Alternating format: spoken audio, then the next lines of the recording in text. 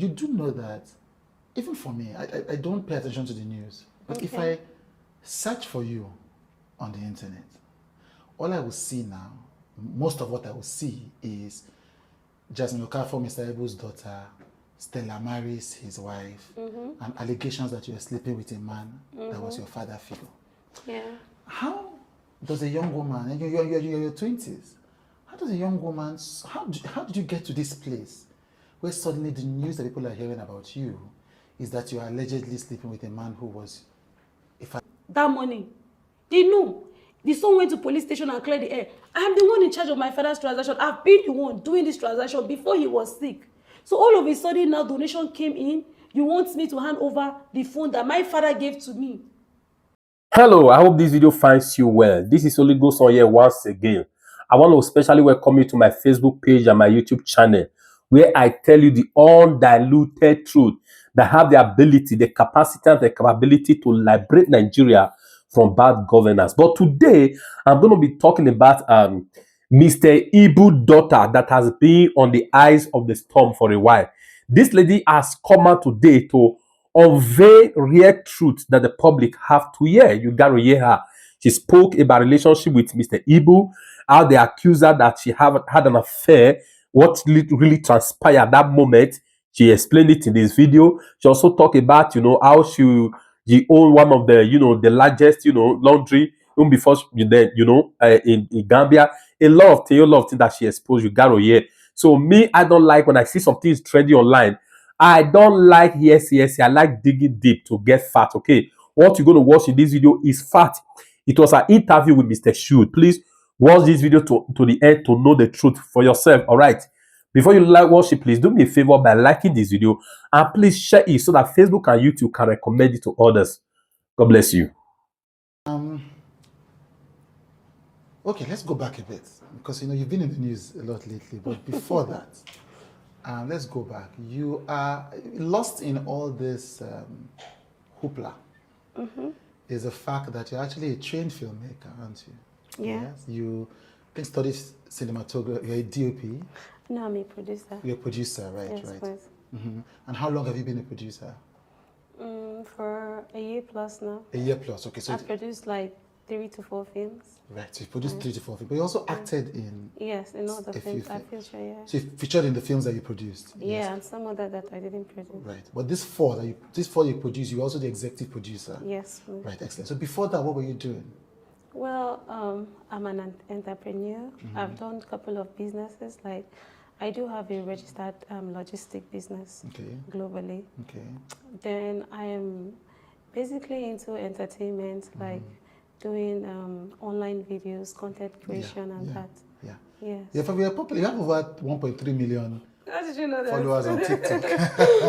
Yes. How did you know that? And we do our job. We try to do our work. So that's 1.3. cool. And you are a verified TikToker, aren't you? Yeah, Yes, yeah. I'm yeah. verified on all my platforms. On all your platforms, yes. So, I mean, 1.3 is not a joke now.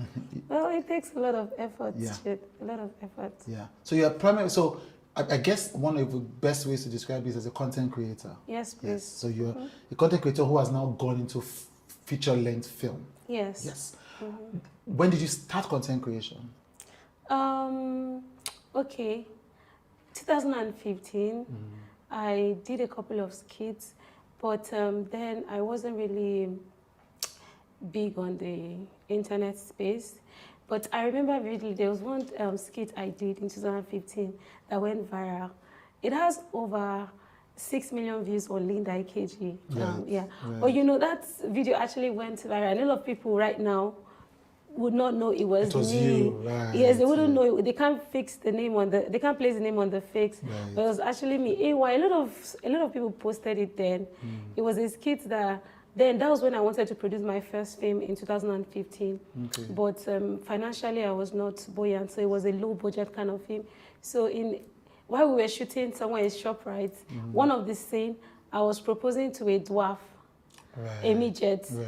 So some people just captured it while we were shooting and then posted it online. Oh, really? So before I got home, it was already trending everywhere that like a lady proposed to a dwarf and people were talking like, yeah, everybody was, it looked so real. People thought it was real. So yeah. So it was more like a publicity stunt for the film. For the film, yeah. So that was when the first time I had encounter with social media stuff, yeah. Yeah. And but you didn't end up making that film because of financial. Well, I did, but like I said, it was a low budget film, so I didn't really push. Yeah. I did. Talking about proposals that went viral recently, you posted something about you and Ken Eric that now went viral. Okay. And people say, you know, the media, and they're like, Ken Eric and Jasmine Okafor are engaged. You know. Well, if you ask me, I just think I'm favored when it comes to social media things, because I don't know. Naturally, I just have a way of pushing my stuff. So, firstly, it's just a movie. It was so you and Ken are not engaged? No, I and Ken have never had anything aside from that movie. It was a movie I produced that he was featured in, and I just put a scene, a clip from a scene of the movie, and then boom. Yeah. He actually helped us in. Yeah, I uploaded the full movie on my YouTube, and it did so well on my YouTube. Right, fantastic.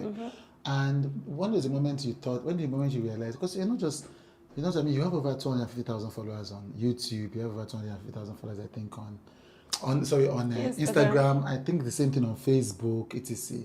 So when do you think it hits you that I've blown up? Well, to be very honest, I don't ever feel that way. Right. Why not? I don't know. I just, like, even if you check up with the people that know me in the past, I'm still the same person. I don't ever feel that there's a little change, but I don't really see it as a big deal. Right. But apart from that one that went viral in 2015 that people don't recognize that it's you, has there been one particular content you created that you felt this one really pushing out there again? Well, I've done a couple of skits on my own. There was one skit I did, that I slapped a soldier, something like that. It went viral on my YouTube, on a short on my YouTube. It had over 2-point-something million views. And you know, YouTube is one of the most difficult platforms to, get engagement. Yes. So if you're getting over 2 million views on YouTube, you know that you've really done something for yourself. Yeah.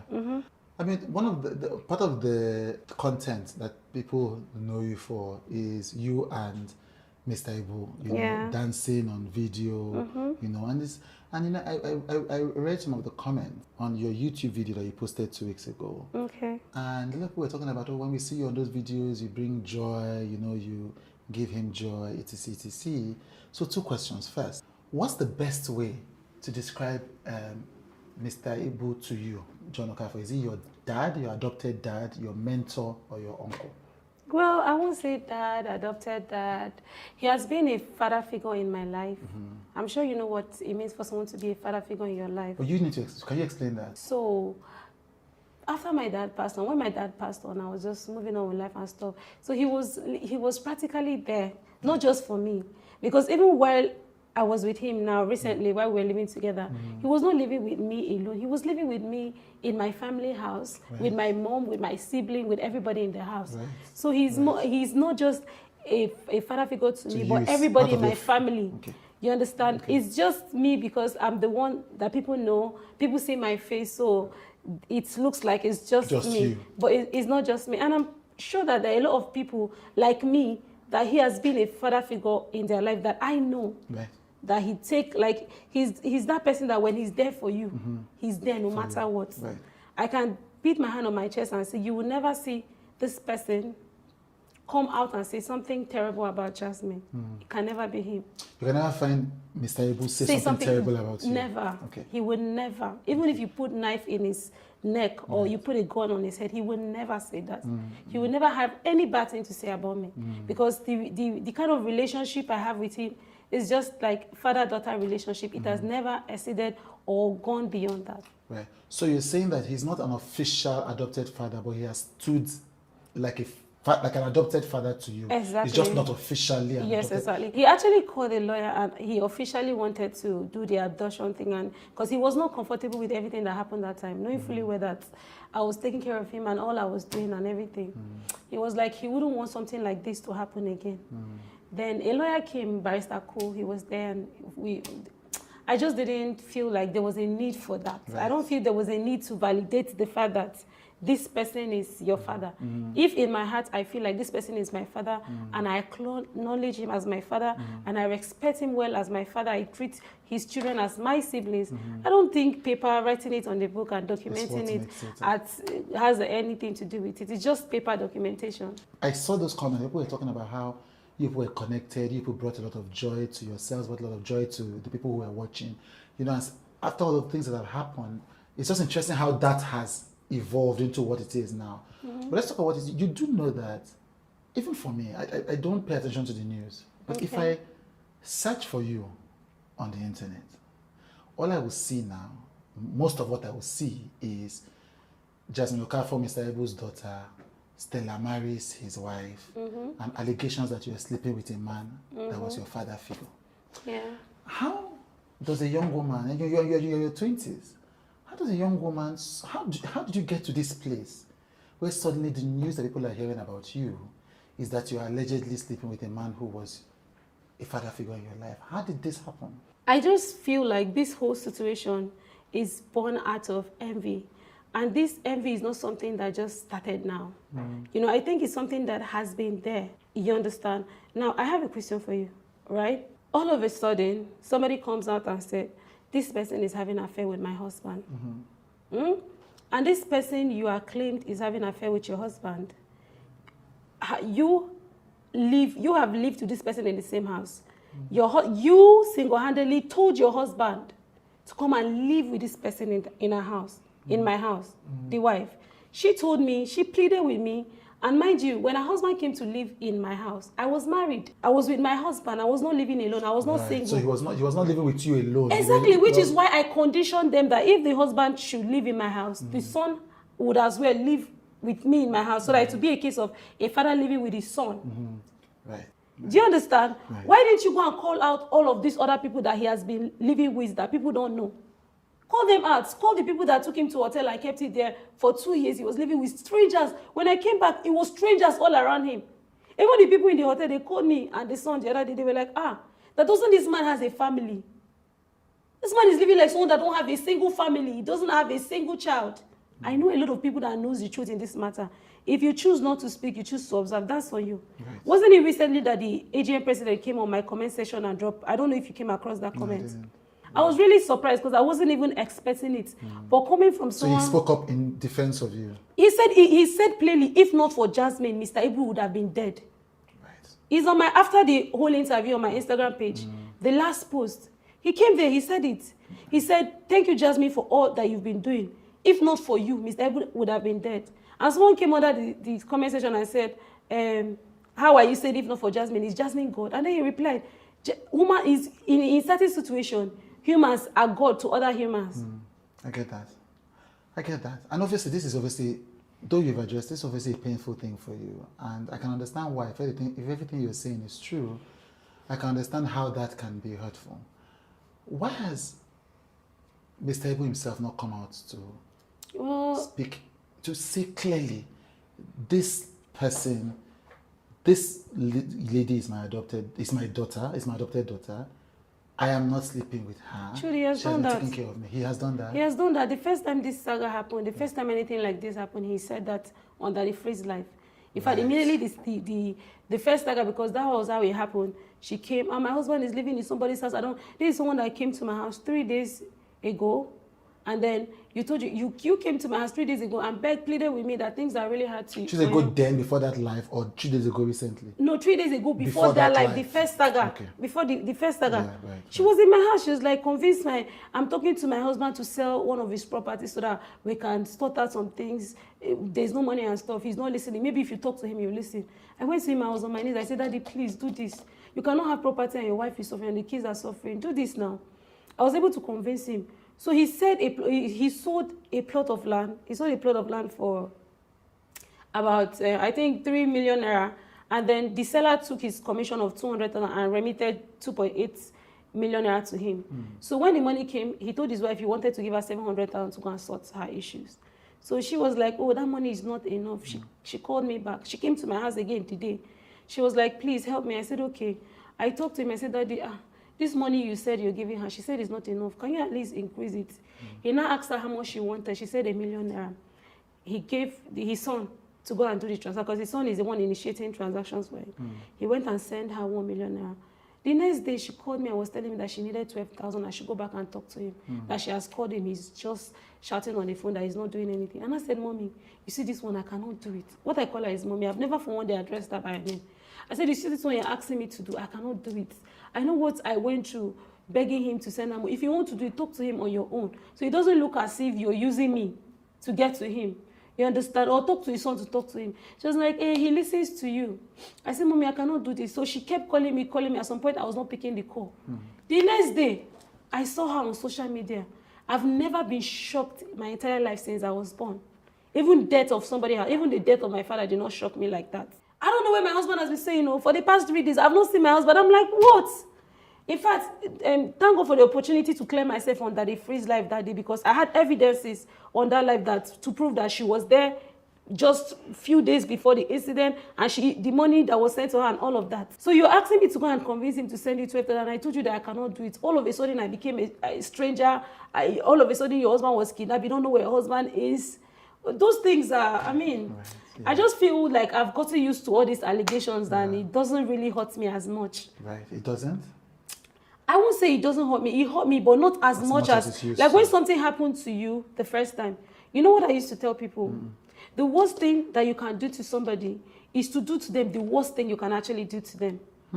Because when you do to somebody the worst thing that you can do to them, then what is more than that? What can be more than that? That first one was the worst thing they would ever do. Because prior to that, everybody has always... I've never had any issue. I've never had any issue with anybody. Have you heard? Have you seen? Aside from this Mr. Ibu saga. Have you seen? I'm not the person to be on people's page. I don't interfere in people's life. I'm just me. On this social media space, on this platform, with all the people I've met, with all the connections I've made, you will never see me lingering around anybody. Any matter happening on social media, I'm always out. You can never hear or see anywhere. So if one person drags you the first time and drags you the second time, then what else? It has to be envy. Yeah. It has to be traced to envy. So I want to move on from this, but just to be clear, it is not true that you had a sexual relationship with Mr. Ibu. I don't have any sexual relationship with him. And it's not true that you have a sexual relationship with his son. I don't have any social relationship with anybody in that family. Neither is it true that I've taken money from that family. Right. Not even once. Not even once. And they know that I don't have access to that money. They know. The son went to police station and cleared the air. I'm the one in charge of my father's transaction. I've been the one doing this transaction before he was sick. So all of a sudden now donation came in. You want me to hand over the phone that my father gave to me to you. So how is this? What has this got to do with Jasmine? Because she knows if she comes outside and drag the man's children, people will be like, why are you dragging your husband's sons? We're going to talk about the marriage. What's the thing you want to clarify about the marriage? What we hear is, so you get married to a black American, it lasts 9 months, then we hear that you came on social media and posted, I like the way you're getting ready. You went on social media and posted that essentially your husband lied to you and he had children from his other marriage. But you also said in that same message that this was a beautiful marriage, you know, and everything went, so it was a bit of a confusing message, you know. Okay. Yes. 2021 December, 2021, November 2021, I went for holiday in Gambia. Because the first time I left Nigeria, I actually went to Gambia. Then I have a business in Gambia, a laundry business. I think my laundry business is one of the biggest laundry business in Gambia. So from there, I was able to raise money that I went to Cyprus to go and study in Cyprus. So while I was in Cyprus, I was still doing the business and all of that. So 2021 in November, I traveled to Gambia to see how the business is doing. Plus, I had a friend that met somebody through me and they were getting married. So I was an essential part of their meeting, getting to know each other. And I had to go there and be part of it. And that's when I actually started making money from TikTok, you know. So while I was in Gambia, I started the TikTok thing and it was going well for me. I started making money from TikTok Live. I was making as far as $1,000 to $2,000 weekly from TikTok Live when I started streaming, you know. So my ex-husband now would come on my live so when I was doing live, and there's something they call gifters on TikTok Live. He would usually gift me and he gift other people too. So from there, I don't know, he went through my profile, kind of liked me, sent me a message and all of that. So we got talking now. From November 2021 to December and all of that. We got talking. So at some point, I built some trust in him because he's someone that he calls me all the time. I've done an interview with BBC Igbo.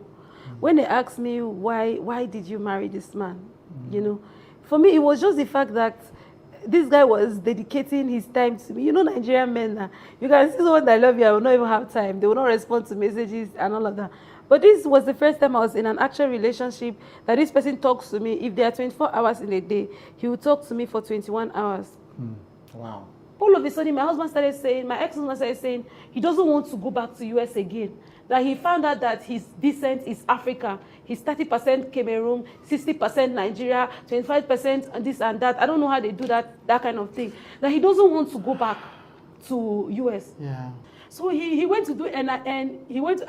So when I was not aligning with him, he went on his own, did the NIN, this thing, and told me he has done his NIN. My husband and I have NIN. And while he was in Nigeria, you know the way we Africans go to America and it's difficult for us. Yeah. That's the same thing it is when Americans come to Nigeria. There's a certain fee. You have to be paying for extension. And that extension was on me. Yeah. Do you understand? I kept paying for that extension, paying for that extension. I was begging my husband. I said, you are supposed to be there while you are filing for me. You're supposed to be there filing for me, not this thing. So my husband now said, okay, that he's going to be here until I get pregnant. When I'm about to give birth, that's when we will go to America. I was with this man for 9 months. I didn't get pregnant. Now, this is where this story becomes very tricky. Chudi, do you know that this guy could not get anybody pregnant? He did not tell me. How did I find out? Me, I'm very fertile. I already have a child. And I know my body. I'm one of the, I don't know about other people, but I'm very fertile.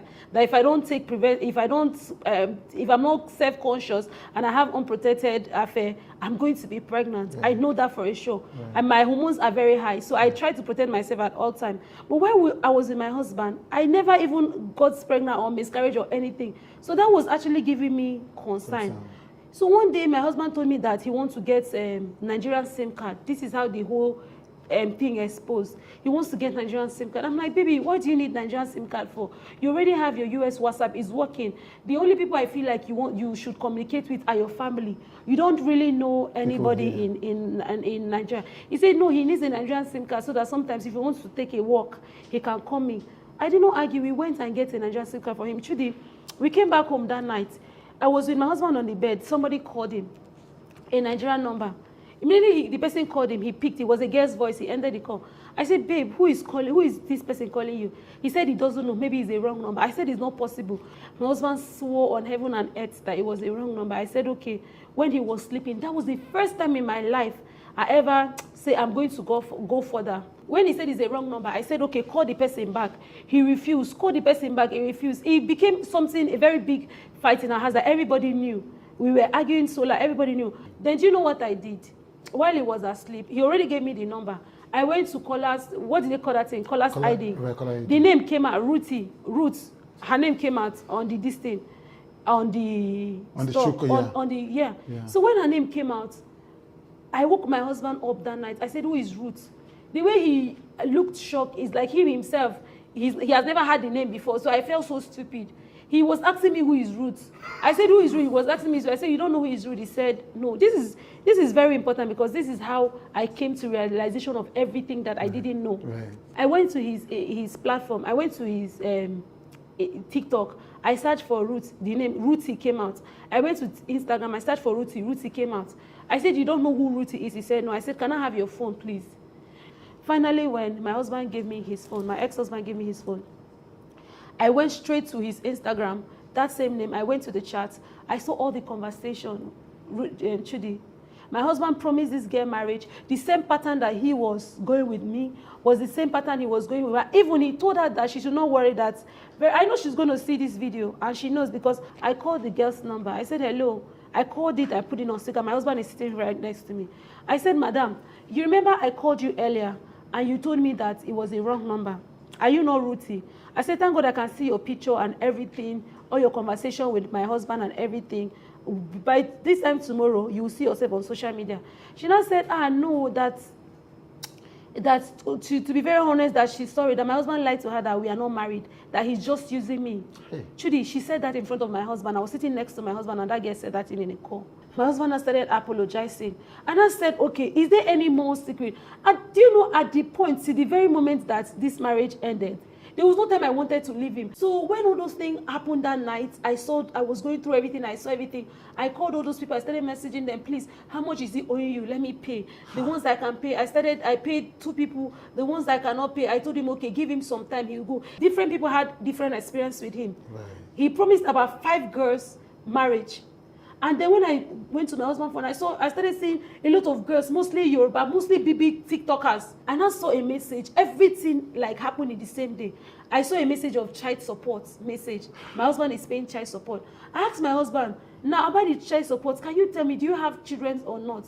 My husband swore to me on his mother's life that he has never gotten anybody's pregnant. Let me speak to your mom. I collected the phone. I called his mom. For the first time, I was able to have a lengthy conversation with his mom. I said, Mom, I have an issue with David now. I just saw child support message on his phone, and David is telling me he doesn't have kids. Then she said, that why is he telling that? Am I saying that I don't know that he's married with kids? Hey. No, was married, or he's married with kids. And I said, no, that he did not tell me. She said, David had 3 children and 4 grandchildren. That she has told him severally to tell me that she's surprised that he has not told me. My husband was looking at me dumbfounded. He couldn't say anything. I said, honey, is it true that you're having 3 children and you're still married? That's when he now told me that he's not still married, that he was divorced. He was divorced in 1995. That time I was not even born. I wasn't born the year he said he was divorced. I'm sorry. The time of the year he said, the month in the year he said he was divorced, I wasn't born. Let me just fast forward to, I went to Hajar police station to make a report. The report I made was because I know he was going to leave my house, and I was the one that invited him to Nigeria. So if he's going to leave at that point, you would be responsible. I'll be responsible. Yeah. So I only wanted him to, all I wanted was for him to go and sign on undertaking that he has absolutely nothing to do with me and stuff. Then later we can proceed about divorce. On getting to the station, it was on my husband's police report, on his statement, that he acknowledged for the first time since I met him that he had 3 children. The police, I put it in here. He had 3 children, 4 grandchildren, and I wasn't aware of it. Remember I told you that he couldn't get me pregnant. He told me, he confessed to me that he did this thing. I don't know what they call it. Men do it in America. Right. That is why we could not have, he couldn't get me pregnant. Right. And even if I didn't find out all these things, I would have been with this man and been thinking maybe I suddenly became barren and I would never have child. So that one was the deal breaker for me. The fact that I can never have child. I'm very young. I only have 1 child, and I'm looking forward to have 2 or 3 more, or even 4. You understand? So when he told me that he could not have child and all of those, then I was not asking him, why did you marry me in the first place?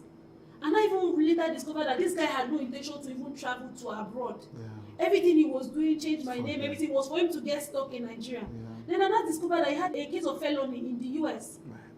You know what felony is? Yeah. It was that he was running away from. Yeah. As we speak now, my ex-husband is still in Nigeria.